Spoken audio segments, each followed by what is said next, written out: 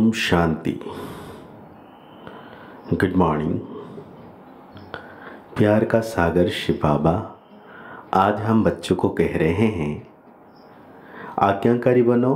बाप की पहली आज्ञा है, अपने को आत्मा समझ बाप को याद करो। आत्मा रूपी बर्तन अशुद्ध क्यों हुआ है? उसको शुद्ध बनाने का साधन क्या है? बाबा कह रहे हैं, बाह्यात बातों को सुनने और सुनाने, मतलब सुनते सुनाते आत्मा रूपी बर्तन अशुद्ध हो गया है। बाबा कहते हैं, hear no evil, see no evil, talk no evil. ना बुरा सुनो, ना बुरा देखो, ना बुरा सोचो। एक बाप से सुनो, एक बाप को ही याद करो, तो आत्मा रूपी बर्तन शुद्ध हो जाएगा। आत्मा और शरीर दोनों पावन बन जाएंगे। बाबा ने बहुत प्यारा सा गीत याद किए हैं, जो पिया के साथ है उनके लिए बरसात है, जो पिया के साथ है। ओम शांति। भगते ओम शांति का अर्थ तो बच्चों को समझा हुआ है। बच्चों को घड़ी घड़ी पॉइंट्स दी जाती है। जैसे घड़ी घड़ी कहा जाता है, बाप और वर्षे को याद करो। यहाँ कोई मनुष्य की याद नहीं, मनुष्य की व किसी देवता की याद दिलाएंगे। पारलौकिक बाप की याद कोई नहीं दिला सकता है, क्योंकि बाप को कोई जानते ही नहीं है। यहाँ तुमको घड़ी घड़ी कहा जाता है, अपने को आत्मा समझ बाप को याद करो। जैसे बाप को बच्चे होते हैं तो सब समझ सकते हैं, यह बाप से वर्षा लेने आया है, फिर उनको बाप और वर्षा याद रहता है। यहाँ भी ऐसे हैं, जरूर बच्चे बाप को जानते नहीं हैं, इसलिए बाप को आना पड़ता है। बाबा कहते हैं, जप तप दान पुण्य संध्या गायत्री आदि जो कुछ करते हैं वो सब है भक्ति मार्ग की सामग्री। सन्यासी भी भक्त हुए, पवित्रता बिगड़ कोई शांति धाम में नहीं जा सकते, इसलिए वो घर बार छोड़ जाते हैं। परंतु सारी दुनिया तो ऐसे नहीं करेगी।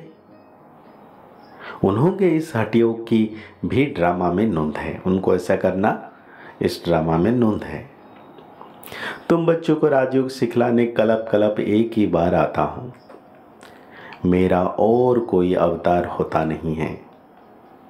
री इनकारनेशन ऑफ गॉड वो हुआ ऊंचे ते ऊंच। फिर री इनकारनेशन सदगति दाता एक ही बाप है। तुम बच्चे जानते हो कि शिव बाबा इस शरीर द्वारा हमें समझा रहे हैं, शरीर बिगड़ तो एक हो ना सके। पहले तो यह समझना मतलब निश्चय चाहिए, निश्चय बिगड़ तो कुछ भी बुद्धि में नहीं बैठेगा।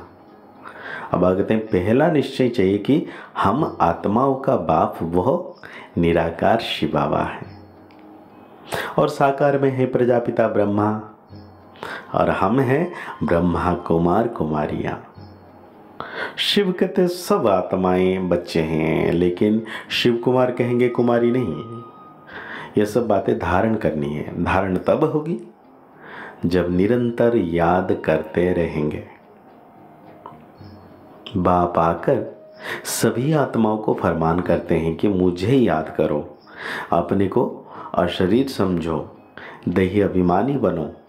मूल यह बात बाप बिगर कोई समझा नहीं सकते। बाबा कहते हैं, पहले यह पूरा निश्चय होगा तो विजय पाएंगे, निश्चय नहीं होगा तो विजय नहीं पाएंगे। बाप समझाते हैं, कहते हैं, तुमको सभी वेदों शास्त्रों का सार समझाता हूँ कि इनमें क्या क्या है। यह सब है भक्ति मार्ग के रास्ते, इनकी भी ड्रामा में नोंद है। यह प्रश्न नहीं उठ सकता कि यह भक्ति मार्ग क्यों बनाया हुआ है। यह तो अनादि बना बनाया ड्रामा है। तुमने भी इस ड्रामा में बाप से स्वर्ग के मालिक बनने का बरसा अनेक बार लिया है और लेते रहेंगे, कभी अंत नहीं हो सकता। यह चक्र अनादि फिरता ही रहता है। तुम बच्चे अभी दुख धाम में हो, फिर शांति धाम में जाएंगे और शांति धाम के बाद फिर सुख धाम में आएंगे और फिर दुख धाम में आएंगे। ये अनादि चक्र चलता ही रहता है। तो इसलिए इसमें घबराना नहीं है।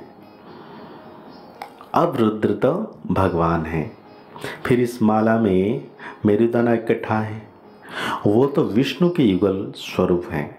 वो कौन है? यह माता पिता जो फिर विष्णु के दो रूप लक्ष्मी नारायण बनते हैं, इसलिए उनको मेरु कहा जाता है। फूल है शिव बाबा, फिर मेरु यह मम्मा बाबा जिनको माता पिता कहते हो। भागते आजकल तो सबके आगे जाकर कहते हैं त्वमेव माताश्च पिता त्वमेव। बस कोई एक ने महिमा की तो उनके पीछे फॉलो करने लग पड़ते हैं। यह है अनराइटिस दुनिया।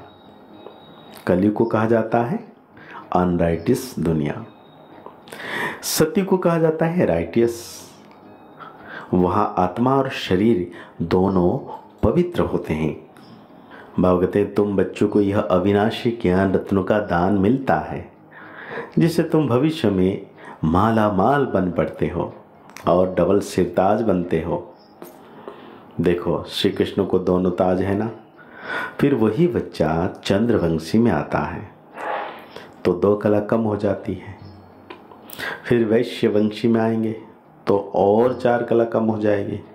फिर लाइट का ताज उड़ जाएगा, बाकी रत्न जड़ित ताज हो रहेगा। फिर जो अच्छा दान पुण्य करते हैं उनको एक जन्म के लिए अच्छी राजाई मिलती है। फिर दूसरे जन्म में भी अच्छा दान पुण्य किया तो फिर भी राजाई मिल सकती है। यहाँ तो तुम 21 जन्म के लिए राजाई पा सकते हो। मेहनत करनी पड़ती है। तो बाप अपना परिचय देते हैं, कहते हैं आई एम सुप्रीम सोल। इसलिए उनको परमपिता परमात्मा अर्थात परमात्मा कहा जाता है। तुम बच्चे इस सुप्रीम को याद करते हो। बाबा कहते हैं तुम हो शालिग्राम। शिव का बड़ा लिंग और शालिग्राम मिट्टी के बनाते हैं। ये कौन सी आत्माओं का यादगार है, यह भी कोई नहीं जानते।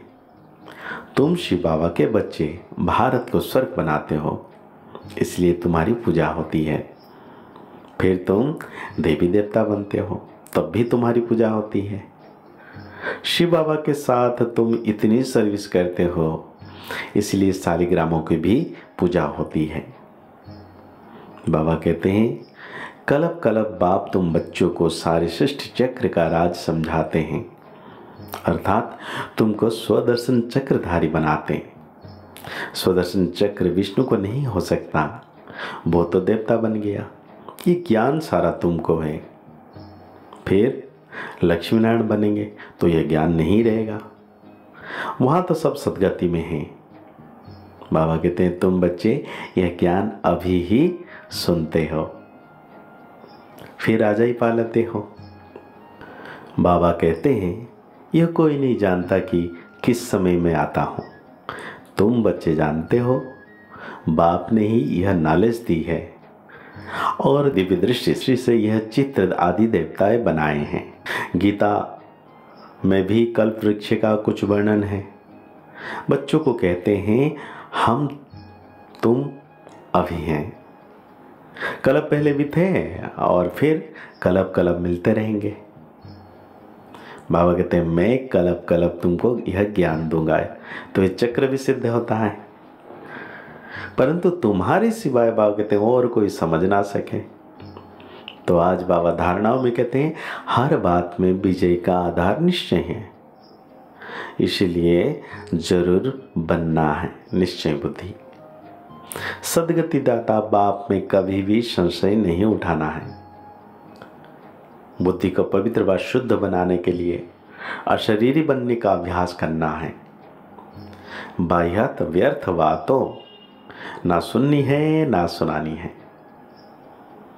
आज बाबा हम बच्चों को वरदान दे रहे हैं बेहद के स्मृति स्वरूप द्वारा हद की बातों को समाप्त करने वाले अनुभवी मूर्त भव। बाबा कहते हैं आप श्रेष्ठ आत्माएं, डायरेक्ट बीज और मुख्य 2 पत्ते त्रिमूर्ति के साथ समीप संबंध वाले तना हो। इसी ऊंची स्टेज पर स्थित रहो, बेहद के स्मृति स्वरूप बनो, तो हद की व्यर्थ बातें समाप्त हो जाएगी। अपने बेहद के बुजुर्गपन में आओ तो सदा सर्व अनुभवी मूर्त हो जाएंगे। जो बेहद के पूर्वजपन का एक व्यसन है उसको सदा स्मृति में रखो। आप पूर्वज का काम है अमर ज्योति बनकर अंधकार में भटकती हुई आत्माओं को ठिकाने पर लगाना। तो आज बाबा स्लोगन दे रहे हैं हम बच्चों को, किसी भी बात में मूंझने के बजाय मौज का अनुभव करना ही मस्त योगी बनना है। तो आज की मुरली के अनुसार हम सौ मान लेंगे, मैं विश्व कल्याणकारी सर्व व्यर्थ को समाप्त करने वाली आत्मा हूँ। मुरली को और गहरी रीति से चिंतन करते हुए निरंतर सर्वशक्तिवान बाबा की याद में रहना है कि बाबा मेरे साथ हैं। मैं उनकी छत्र छाया की किरणों के नीचे मैं आप में सितारा हूँ। मुस्कुराते रहिए, आगे बढ़ते रहिए, पुरुषार्थ करते रहिए, खुश रहें, स्वस्थ रहें, मस्त रहें। ओम शांति, ओम शांति, ओम शांति। सफल बने, समर्थ बने, पावन बने जीवन, मीठी मुरली सुन के पाए सुख सघन। आज का चिंतन, आज का चिंतन